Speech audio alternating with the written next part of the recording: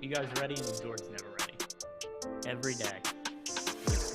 That's what happens when you work with a jerk off. What is happening, everybody? Welcome to an early MLB Live Before Lock. It's Thursday, travel day for a lot of the teams, so there's only 2 games tonight. The main slate is in the afternoon here, and it's going to be an interesting one. We're probably going to have to do some late swapping. There's only a couple of lineups that are out right now. We've got, let's see, actually, we got 6 of the lineups. So half the lineups, this is probably the lineups we're going to have heading into lock. Padres, Nationals, Orioles, Marlins, Tigers, Guardians. And I'm joined by Josh. Him and I don't do a whole bunch of baseball shows together, so excited about that. And hopefully you guys are too. So like the video, subscribe to the YouTube channel. Shout out to Underdog, who is sponsoring the show today. Josh, what's happening today? Not too much, man. Yesterday's slate was a bit of a bummer. Rockies went bananas. I faded out in like around 35th or something like that. I just didn't have it, but someone had it from Stochastic because they definitely picked up the full 50K. I was good to see. I didn't play the main last night. Just kind of chilled for a bit. Wife is heading out of town today, so I'm playing the early. I'm sitting down after we do this show, and I'm watching baseball for like the next 7 hours. All right. And hey, that's one of the good things about Thursdays. We do get these afternoon slates. You don't have shit to do during the day. If you're working, you're looking for a distraction, turn on the baseball games, and you got all those to watch throughout the day. Get yourself some sweats. And yeah, Josh, you are correct. We had, trying to remember his username. It is, Mark P on Twitter. MP_bets over on DraftKings. It is MEP7811. He is a sim subscriber to the site. And yesterday, like Josh said, won the full 50K on the early slate with, I didn't look at the lineup. I have to assume it was a Rocky stack. They scored 20 runs, as most runs any team has scored for the entire year. So shout out to MEP, who took down the 50K yesterday. If you guys want to sign up for the tools that MEP used to win that GPP yesterday, sign up using the link below in the YouTube description box. We got links for Sims packages, data packages, or if you want to sign up for the lineup generator, we've got that. And any package you sign up for, it does include access to our Discord channel. Josh, any kind of like thoughts you want to go over about the slate before we start breaking down the players? If not, that's fine. But if not, then we'll get into talking about some pitchers. Now let's dive into it. It's a unique slate from a pitching perspective, and I'm excited to talk about that. We've got 3 pay-up options that are, well, not like super expensive on DraftKings, but 3 guys that we could group together that are priced $9K or above. Corbin Burnes, Dylan Cease, Taj Bradley, and each of these pitchers come at a different ownership tier because Dylan Cease at $9,200, he's 35% owned. Then we've got Corbin Burnes at $9,500, he's 27% owned. And then Taj Bradley at 9K is 19% owned. So all are picking up some sort of ownership. No crazy chalk. None of them are contrarian either. Who is the one pitcher that you're finding yourself on the most that's 9K or above on DK? Okay, I'm glad you qualified that at 9K and above. That would be Corbin Burnes. Right now, he is in 30% of my stuff, basically spot on the field. The matchup looks really good. Marlins are not very good. Park plays down power in a big way, particularly righty power, just completely negated in Miami. The implied total for the Marlins, lowest on the slate, I believe. Don't quote me on that, but that's how I have it in front of my face right now. I think this just looks like the best spot for Burnes. I think it's like the safest spot that exists. It's not a great strikeout matchup. Like, obviously, we've got, Scherzer against the White Sox, which obviously looks a little bit better. We'll touch on that shortly. But Cease has a horrific strikeout matchup in this same range. Not exactly something you're looking to go to. The Nats basically never strike out. And then you get Taj Bradley against the Jays, another team that don't really strike out. So oddly enough, I think Burnes actually has the best spot and an incredible park. So it's Corbin Burnes for me. Yeah, and so for me, I'm actually underweight to all of these pitchers. This is not really where I'm having my slate or my lineups be made Same. here. I do have around 20% of each Dylan Cease and Corbin Burns, but that is underweight to each of them. And then as far as Taj Bradley goes, I mean, I just think that he's by far the least talented of these three pitchers. He does bring some strikeout upside, but it's also a more difficult matchup. He's going up against the Blue Jays. Cease pitching against the Nationals. Corbin Burns, like you mentioned, great matchup for him against the Miami Marlins. So if I'm going to rank these pitchers, like Corbin Burns, Dylan Cease, is like 1A, 1B to me, while I'm a little bit underweight to each of them. And then Taj Bradley, I have in, yeah, I only have 10% exposure to Taj Bradley. He's a distant third of these options to me. Yeah, I think we're in the same boat here. Like I'm neutral on Burns, but I have 24% of Cease, so that's a little bit under the field. I have 14% of Bradley. That's a little bit under the field. Like I'm getting these guys because it's a six gamer and it's not like they're complete zeros when it comes to being options at the top, but I don't think they stand out in any way, especially with the ownership. I have one guy that I'm getting dramatically above the field, and I guess we'll get to that in a bit. Not fun. I, I assume it's the same guy I'm getting overweight to, but maybe not. We'll see, because we got the 8K pitchers, and once again, three pitchers in the 8K range. One of them is the chalk on the slate, Max Scherzer, 38% owned at home against the Chicago White Sox. So he's the most popular pitcher, but for a 6-game slate, 38% is nothing really all that crazy what we're looking at here on No. DK. Then you got Clayton Kershaw at 14% owned, and kind of similar to the ownership that was going yesterday to Glass now. I don't really understand the Kershaw ownership, because just how deep is he going to be allowed to go into the game, considering he's Clayton Kershaw? The Dodgers clearly are looking ahead to the playoffs. Like, we've seen how they manage Clayton Kershaw in the regular season the last few years. Everything is about, can we just get this guy healthy for the postseason? So, I mean, I would be surprised if we get any kind of length at all out of Kershaw. I think he's far more likely to go like 3 innings than he is to go 6. Then you got Logan Webb. He is 12% owned there against the Los Angeles Dodgers. So I'll give you a little bit of a lead in here, Josh. My most exposed pitcher by a mile is Max Scherzer today. Is that also the guy that you've taken a stand on, or is it somebody else? So yes and no. He is second for me. I have 40%. So I do have a lot of Scherzer. Rolling back to Kershaw for a second.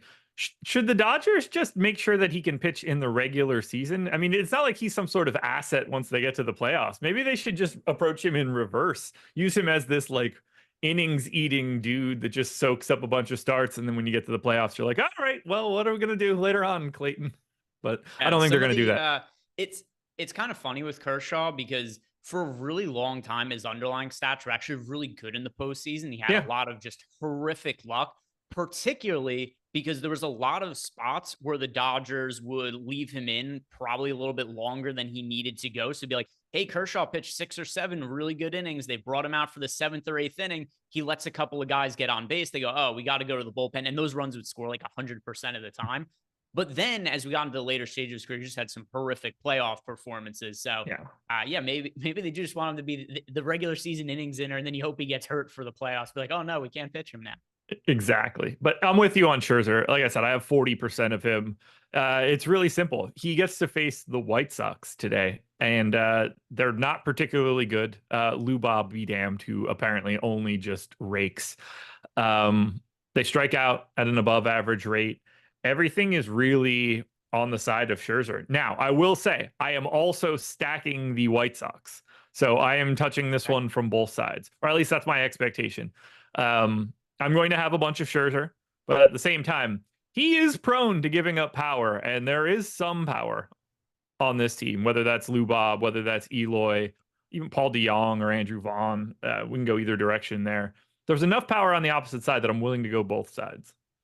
Yeah, I just pulled up my stack exposures in the Sims tool, and I don't have like a ton of White Sox, but I have 7% of them. It's about double the field. So I do get myself overweight to both sides, because I do have Kershaw in about half my lineups. To mention there, I've got the 7% exposure to the White Sox. As far as the other pitchers go in this price range, I think Scherzer is by a mile the best pitcher to look at of these 8K pitchers. I do think also, if you guys are playing cash games, kind of a no-brainer to go into Clayton Kershaw. Who you want to go with your second option, you can make a case for Chris Bassett, Dylan Cease, Corbin Burns, and I really all those guys are viable options for cash games. But I really, really strongly think Scherzer should be in a cash game lineup. What we want to do with an SP2, Josh and I can discuss in a little bit. But then as far as Logan Webb and Clayton Kershaw go, Kershaw I have pitch count concerns with. And then Logan Webb, it is a brutal matchup on the road against the Dodgers. So it's really hard to prioritize either of them. Yeah, I'm right around a little bit under the field on Logan Webb. I essentially don't have Kershaw. He showed up in one random lineup. He's the only guy that I either have north of 10% on all of my guys, or I have 0 outside of Kershaw, who just showed up in one random. I don't really see the appeal for going to Kershaw. Webb is just, I don't ever mind if I have a little bit of him, but this is not a strong spot. No, it is not at all. And then also, he's not the highest strikeout pitcher in the world. So you got this scenario with Logan, and it's also relative to a 6-game slate, kind of loaded at pitcher when you got Scherzer, Cease, Corbin Burns, all to choose from here. So yeah, I do find it fairly difficult to get to either Clayton Kershaw or Logan Webb. But now let's talk about some of the cheap pitchers, and we could just group all these guys together, Josh. Anybody who's priced below 8K, we've got Gavin Williams at $7,800, pulling 19% ownership. Chris Bassett is 30% owned at $7,600 against the Rays. And then nobody else is owned. All the other pitchers are 2% owned or less. Patrick Corbin, Roderick Munoz, Jonathan Cannon, and Kenta Maeda. We've got this really weird split of pitchers where it's like aces and then just absolute dog shit pitchers. And there's nothing really in between. So I'm curious, do you have a stand on a dog shit pitcher? Or is it one of these guys who's actually like kind of okay between Gavin Williams and Chris Bassett that's pulling some ownership? I have no Patrick Corbin, Munoz, Cannon, Maeda. I have 66% of Chris Bassett right now. It's a positive strikeout matchup against the Rays. They are 8th in active. Let me make sure I get active roster here just in case. They are 5th in active roster strikeout rate against righties at 25%. Bassett's like an average pitcher. The spot looks good enough. I'm not all that worried about the park. It's basically average. If anything, it leans a little bit towards a pitcher's park. Implied run total on the Rays, only 4.1 from what I have. Not all that problematic. But the fact that he's 7,600, that savings, I think, is the most interesting piece. Now, I probably am a little bit more aggressive on him than we are. I mean, I'm trying to find out. So we have him at 16. Yeah. So like I have him at 18 and we have him at 16. Those extra 2 fantasy points are carrying quite a bit of weight. But he is currently my most exposed pitcher. He's my second most exposed pitcher. And this is where my lineups, I'm going to be saving a lot of salary, and why it is that I ultimately come in not crazy underweight to the field, but a little bit underweight to the field on guys like Dylan Cease, as well as Corbin Burns, because I'm going cheaper a pitcher, allows me to spend up at offense. So my 2 most rostered pitchers, Scherzer at $8,600, Bassett at $7,600. And then my 3rd most exposed pitcher is Gavin Williams at $7,800. And Gavin Williams is a pitcher who has a ton of talent.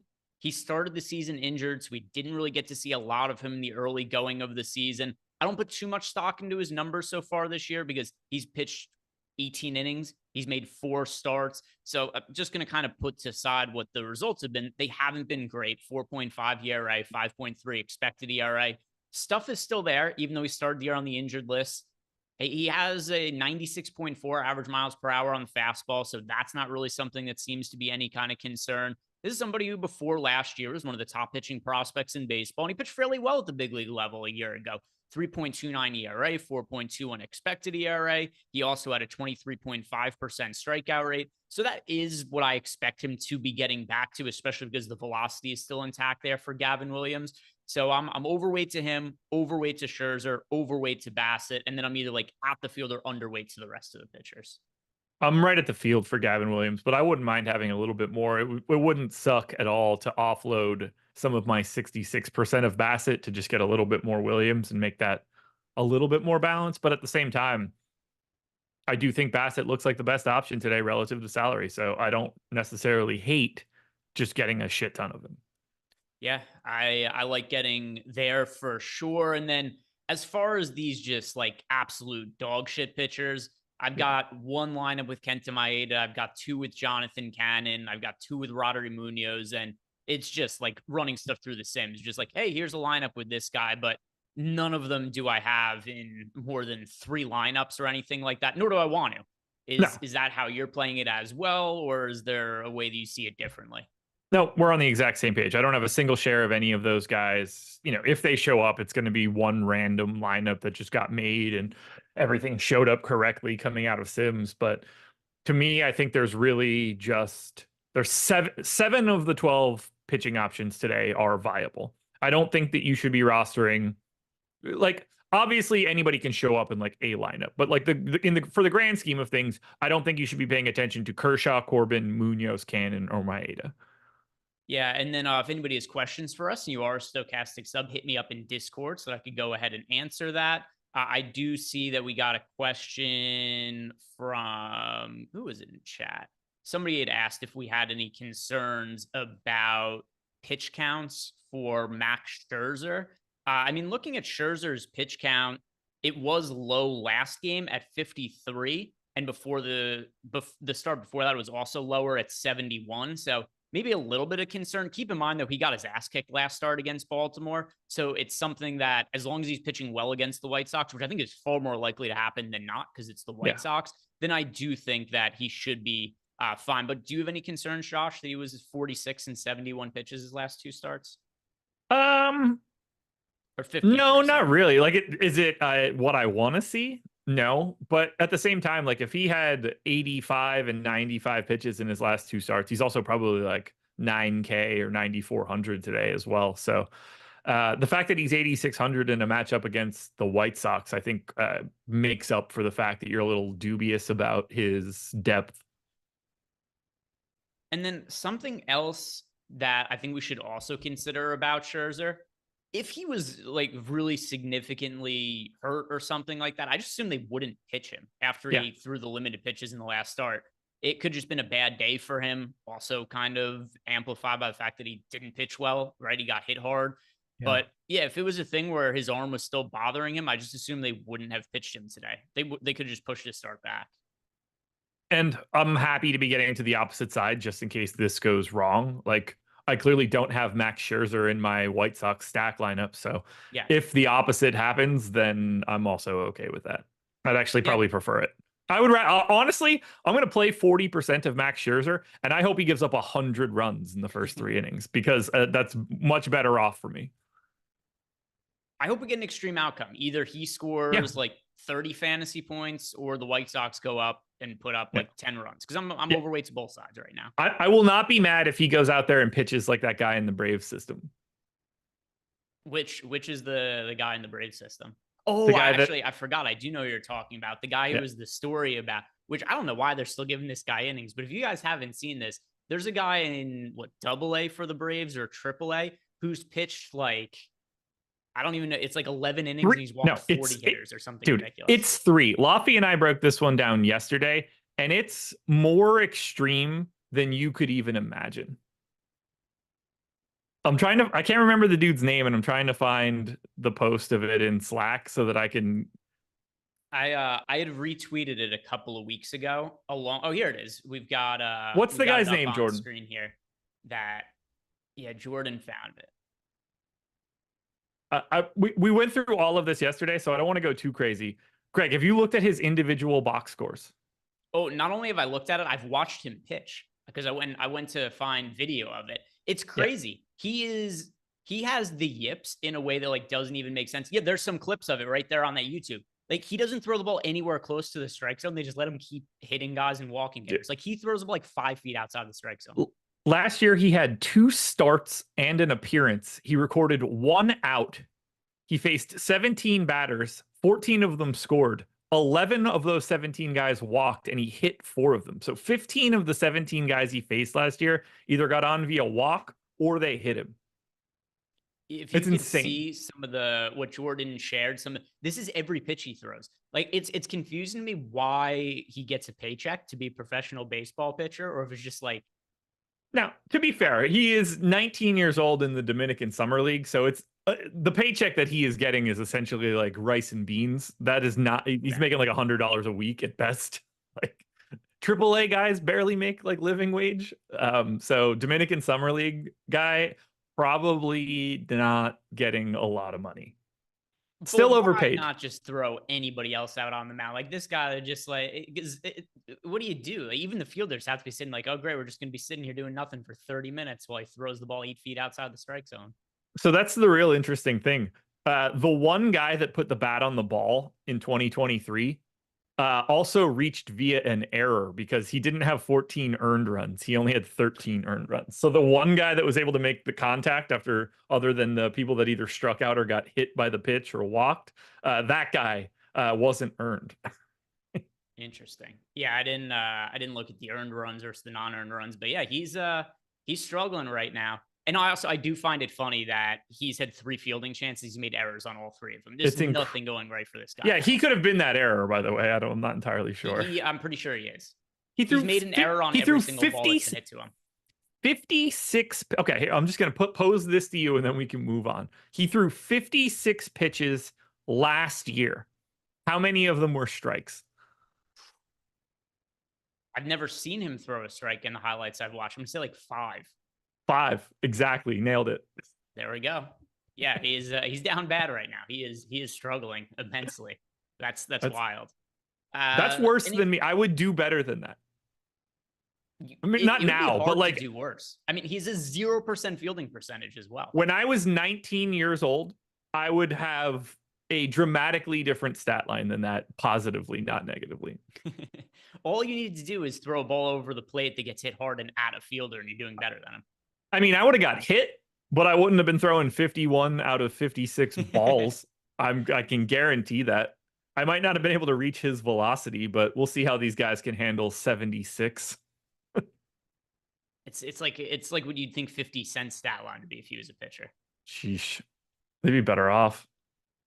Let's look at some of the FanDuel pitchers really quick, Josh. And sure. It's kind of the same as DraftKings, meaning we have like the same options. The price tiers are more or less the same. The ownership is more spread out, though. There's not a single pitcher that's projected for north of 20% ownership on FanDuel. The most popular, Cease is 18% owned. Burns is 16.5% owned. I'm surprised Taj Bradley is still 14% owned on FanDuel, considering he's 10,100, and that's about the same ownership as guys like Cease and Burns, who I think are better and in better matchups. One thing that is a lot different about FanDuel is you got Chris Bass's 9,400, Scherzer's 9,300. If you're building one lineup for a tournament on FanDuel, which pitcher would you pick considering the ownership? Scherzer. It's got to be, right?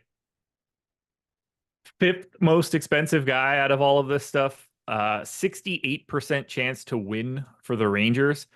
The downside is that you don't feel like super comfortable about him necessarily like being like really live for the quality start.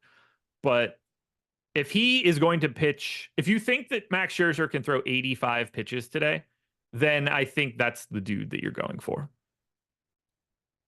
It's actually going to be Gavin Williams for me for a couple of reasons. Number one, I like he's just going to put you on a totally different lineup build than any other pitcher. He's $7,500. So of the actual viable pitchers on the slate, he's by far the cheapest. And he's still not pulling ownership on FanDuel. He's only projected for 7% ownership. So with that being the case, you get a really low-owned pitcher who's also so much cheaper than these other guys. And then also, if you look at some of the betting lines for today, Josh, you had mentioned the odds there of Max Scherzer getting the win. And yeah, the Rangers are the biggest favorite, but you still got the Guardians at minus 166. So you've got Gavin Williams about as likely to pick up the win as Corbin Burns, and still more likely to pick up the win than Dylan Cease relative to the betting odds. So I think he should be a little bit more popular, and then he just gives you infinity space to spend up at batter. So Gavin Williams for me, but yeah, there's definitely a good case for Scherzer. And if I was building a cash game lineup on FanDuel, Scherzer would be the pitcher for cash games. Good GPP option as well. I just like that $7,500 price tag on Williams. Yeah, that's fair. I have no complaints there. 7,500 is super cheap for what you're getting out of him today. See if there was any questions in Discord, which there are not. So Jordan, let's build some lineups in the lineup generator and see what we're getting to. We'll do DraftKings and FanDuel, and yeah, go all stack types. Let's build contrarian lineups. I'm hoping we get at least 2 more lineups today before we lock. I don't think we are going to. I think we can get the Rangers and the White Sox lineups. Yeah, White Sox, Rangers. I'd be very surprised if I wouldn't be surprised if we got like a like one random one out of Jays, Rays, Dodgers, Giants, but getting Rangers, White Sox feels like it'll happen in the next 15, 20 minutes. I hope. We've got 35 minutes. Maybe. We'll see. We will see. So we built contrarian lineups. Keep in mind, these are contrarian DK lineups. With contrarian build, Taj Bradley showed up as our most used pitcher. It's funny. Usually when we build lineups in the lineup generator, it kind of mirrors some of the lineups that I've gotten. But this is 2 slates in a row. Same as when Eric and I built lineups last night, where last night our most exposed pitcher in the lineup generator ended up being Tyler Glasnow. And I had none of Tyler Glasnow in my lineups. Taj Bradley, I don't necessarily have zero of Taj Bradley. I don't have anywhere near what the lineup generator is getting here with the contrarian lineups, with him being in half of the lineups. And then we look at the offenses here, and it looks like we're getting to a lot of the Orioles, a lot of the Padres, and Padres, they came through in a pretty big way yesterday. So that was my single entry team, did well with that. And then, yeah, more Orioles. So click on those stack exposures, Jordan, because it does look like a lot of Padres, a lot of Orioles. Yeah, about half our lineups have some form of an Orioles stack, half of some form of a Padres stack. Which team are you getting the most exposure to as a stack, Josh? Technically speaking, right now, that answer would be the White Sox. Okay. We probably don't need to elaborate on that much. Second would be the Rangers. So I am really cornering the market on that game.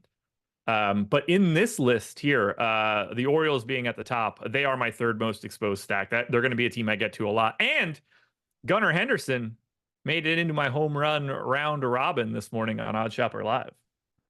Okay. All right. Do you remember? And by the way, if you guys haven't checked it out yet, Josh is doing a show every morning over on Odd Shopper where he's going through our pick'em tools and he's looking for some of the best values, including, I assume, some of the free squares when those might pop up. They're not always available in the morning, but if you guys want to check that out, Josh usually tweets out the link, but you can also go to Odd Shopper. I don't know if is that time set in stone? Are you considering moving it, Josh, at all? But right now it is at 9 a.m. Eastern time every morning.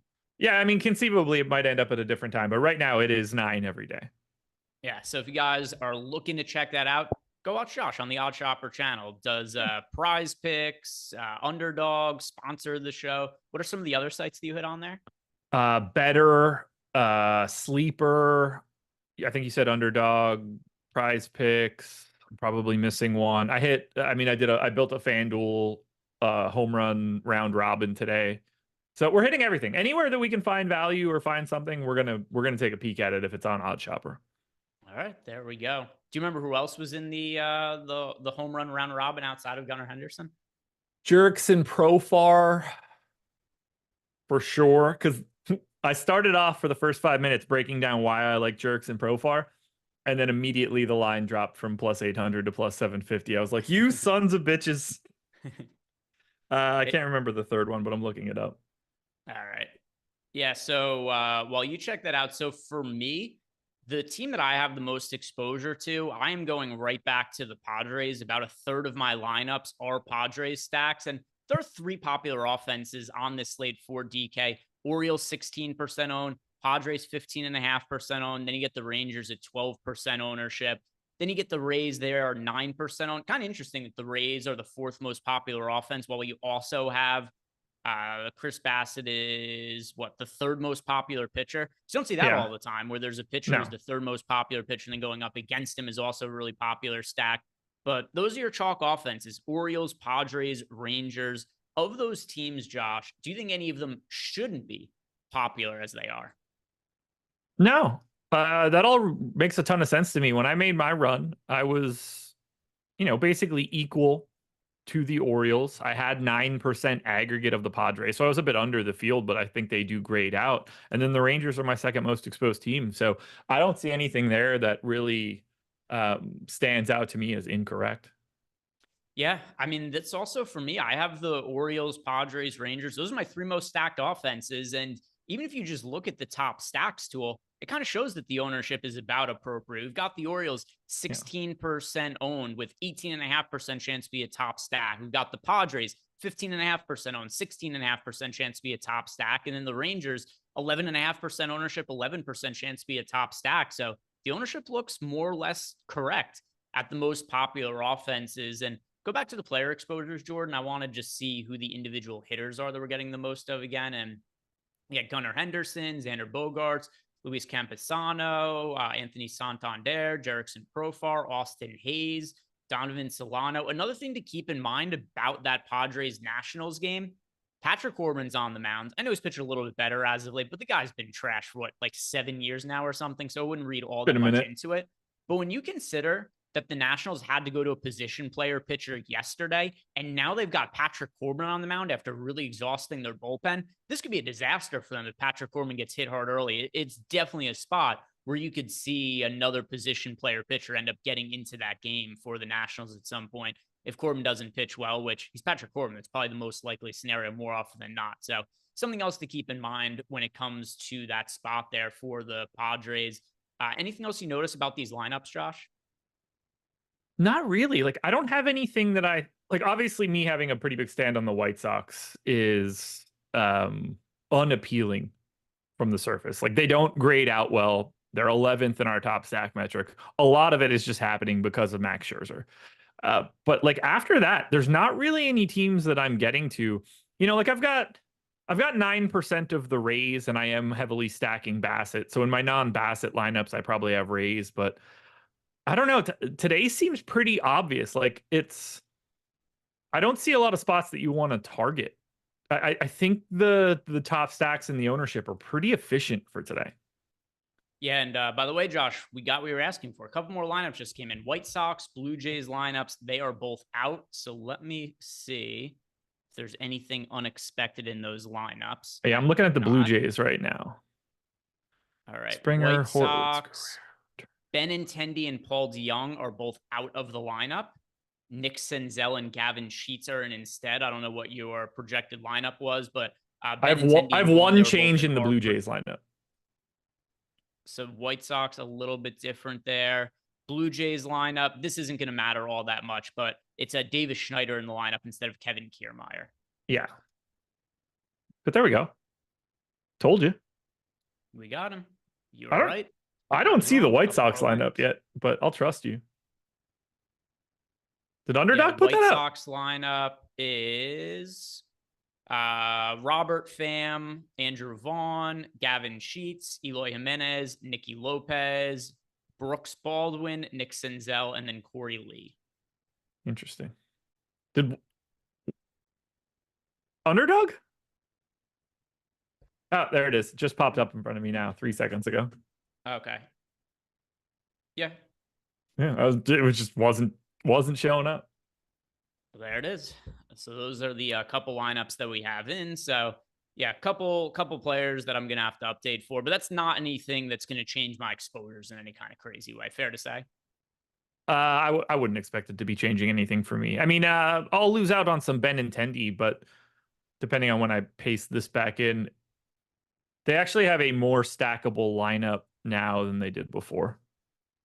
Slightly. Because they have with it was Senzel outfield. Baseman. With Sheets, you're getting a first baseman and an outfielder, whereas Benintendi was just outfield, and we already had Robert Pham and Eloy in the lineup. So yeah, now you get that first base spot / outfield spot for Gavin Sheets as opposed to just being the 4 outfielders. Yeah, a little bit more flexibility. So we'll see what that ends up looking like. Oh, by the way, Cabaneka mentioned here, Jordan, and we'll see what we're getting to on the FanDuel side of things. Josh Lowe was the 3rd home run for me. All right. So it was, you said Josh Lowe, Gunnar Henderson, Jerickson Profar. So that is the round robin home run play from Josh's Odd Chopper video that he did this morning. And also, if you guys haven't done yet, like this video and subscribe to the YouTube channel. You already built these out, Jordan? Did I miss something? How did that happen so quickly? I know Jordan was able to do his job. Well, sometimes. But if we go ahead and look here, we've got, it looks like a lot of the same sort of hitters. Corey Seager at the top, Xander Bogaerts, Gunnar Henderson, your home run pick right there, Nate Lowe, Manny Machado. So same thing over on FanDuel. Our 3 most stacked offenses, it looks like it is going to be Orioles, Padres, Texas Rangers. So click on that stack exposures there, Jordan, and let's see if that is the case. Yeah. Those three teams, some Cleveland Guardians as well. So if you're looking to be contrarian on FanDuel, I think it's like a no-brainer. You want to go to the Cleveland Guardians because if you look at our top stacks tool, Yeah. Josh, we've got a lot of ownership concentrated on FanDuel. Orioles project for 21% ownership. Padres project for 20% ownership. Rangers projected for 15%. As a result, every other team is kind of contrarian over on FanDuel. The Guardians in a great matchup against Kenta Maeda, only pulling 5% ownership. That has been one of the benefits of the field getting really condensed with offense exposures on FanDuel. Is it's kind of easier to find some of these teams who are actually good offenses in good spots that also don't have that much ownership. The Guardians look like a no-brainer team to be overweight too. They're the clear team coming out of our top stacks tool. It's really just cut and dry. Like you see all those massive ownership shares in those three teams above them. And then you see 1/3 of that ownership at best, maybe a fourth compared to San Diego and compared to Baltimore. They're the clear team to get to. Yeah, if I was building a single entry lineup and trying to be different on FanDuel, the Guardians would be the way to go. It's just so much ownership going to Baltimore, San Diego, Texas. And over on DraftKings, yes, those teams are also the most popular, but their top stack odds are pretty much right in line with the ownership. Yeah. On FanDuel, it's not the case. These teams are way too popular relative to what our top stack odds are. So Guardians are the team that I like to be contrarian with their over on FanDuel. Jordan, click on the player exposure. Just want to see what our pitchers are looking like on FanDuel. Cease at the top. Yeah, we're going to be pretty spread out because 25% of Cease is our most rostered pitcher. So Cease at 25%, a little bit of Taj Bradley. I like the Gavin Williams, about 3x the field on Gavin Williams there, 17%, 12% of Bassett. But yeah, it just looks like a handful of pitchers that are getting spread out across lines. I think makes sense for FanDuel purposes there. Anything else you want to shout out here, Josh? I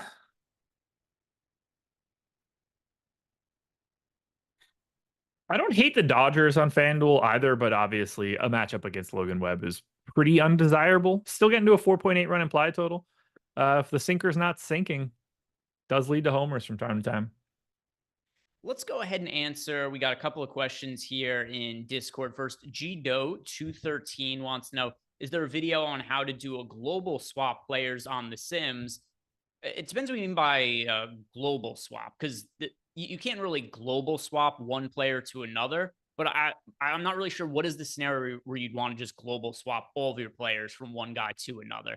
Like if you want to just quickly change one player to another, just pull up the DraftKings app and just do it there, assuming the player's a little bit cheaper.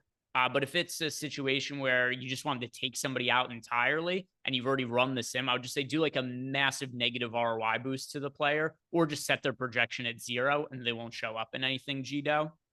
But if you are looking for a specific video, I put out, and I'll send you this link in 20 minutes after we're done here. Actually, we're probably not even going to take 20 minutes. Probably only be another 10 minutes or so.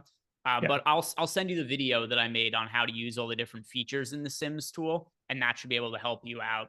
And then he says that if he's making a single entry lineup, should he use the Sims or the lineup generator? I use our simulation tool when I'm building my single entry lineup. Here's typically what I do for single entry is I'll run my lineups, run everything through the Sims. Then I look at the top stacks tool and I'll look to see, because I'm generally assuming the teams that are the most popular in large field GPPs are going to have like 1.5x to maybe even 2x the ownership for single entry. So I take that in mind. I look at the top stacks tool, and then I would be doing something like, all right, I think the Rangers are going to be more popular.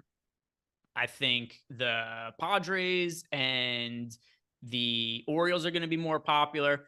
So then I'm trying to find like, who is the team that I think is the best stack outside of the Orioles, Rangers, and Padres? And I'll ask you that question right now, Josh, is if you are building a stack that isn't one of those three teams, is it the White Sox for you or is it somebody else?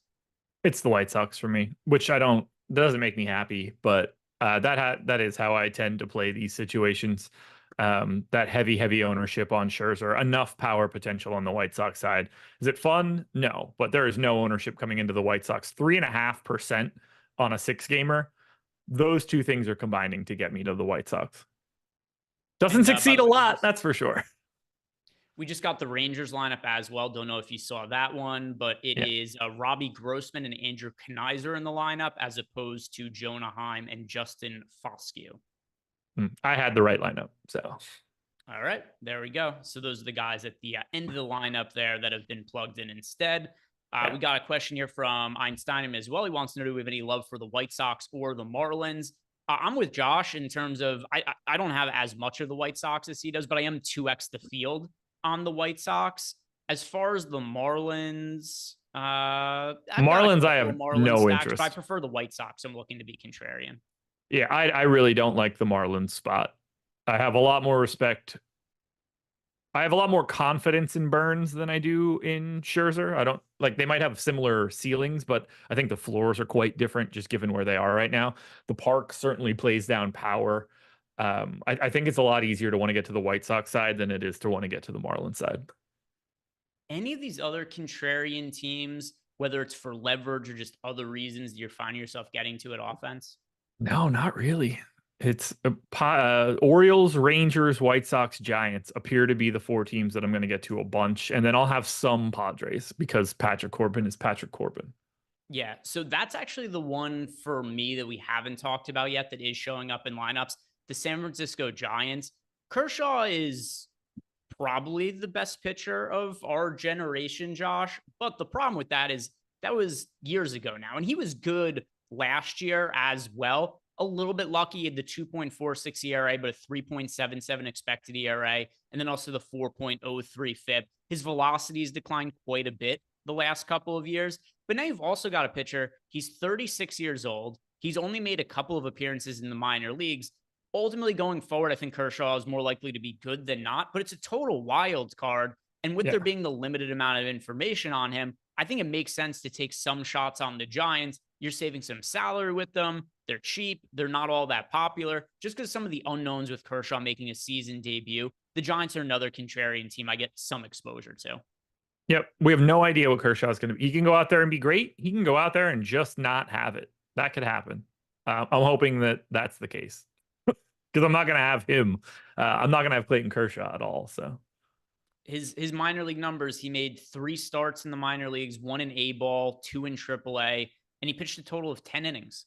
And the starts he made in AAA weren't great. They weren't terrible either. 3.86 ERA, 4.16 FIP, but it's just so little information to go off of. If he goes out and he looks really good, wouldn't be surprising to me. If he goes out and looks terrible, also wouldn't be surprising to me. And it could go a number of different ways. Kind of like, did you see any of Robbie Ray's start last night? His first start since last year, where a little bit. First inning, he was all over the place. He got the first hitter out, and then he hit 2 guys in a row. He walked a couple hitters, walks a hitter in, and just like, oh my God, Robbie Ray looks terrible. And then he settled down. He looked great for the next few innings. So you just don't know. There's a wide range of outcomes with pitchers making their season debuts and coming off long injuries. So that makes Clayton Kershaw somebody worth stacking against for today.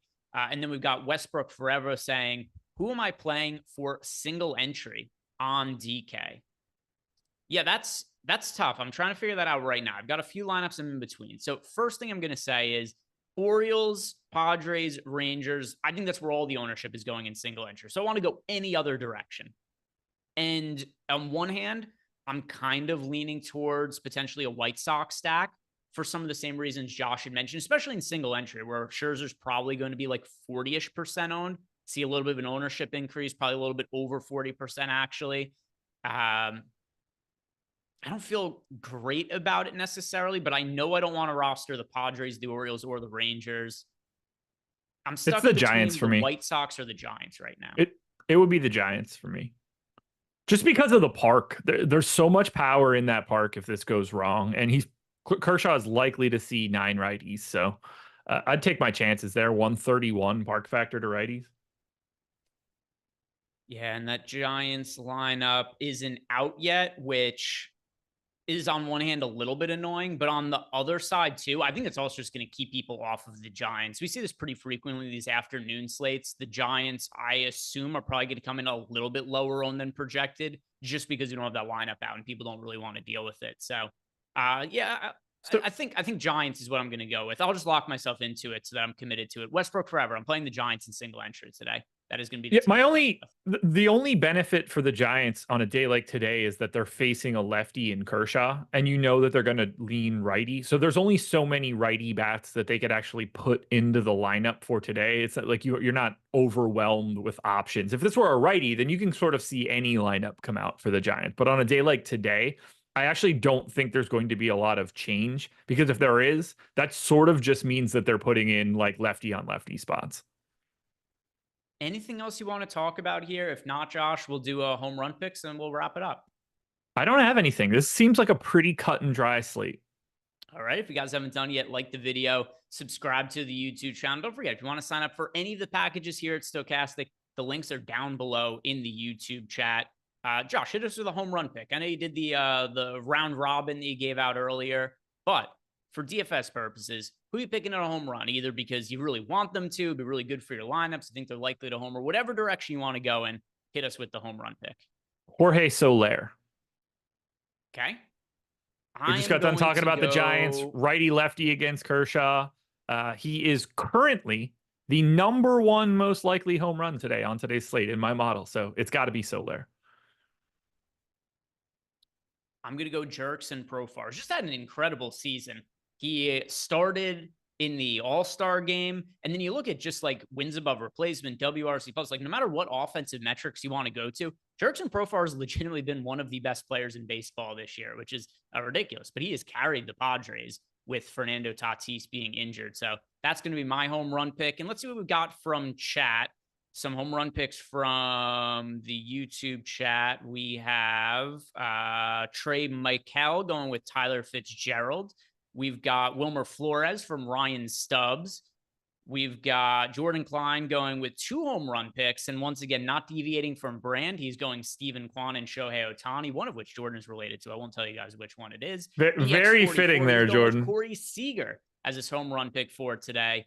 And that is going to do it for us, guys. Thank you very much for watching. Once again, if you haven't done yet, like the video, subscribe to the YouTube channel. Have a great day. We've got no baseball tonight, but tomorrow, more of a regular slate with the night live before lock. So check that out. Have a good one, guys. Good luck. Bada bing, bada boom.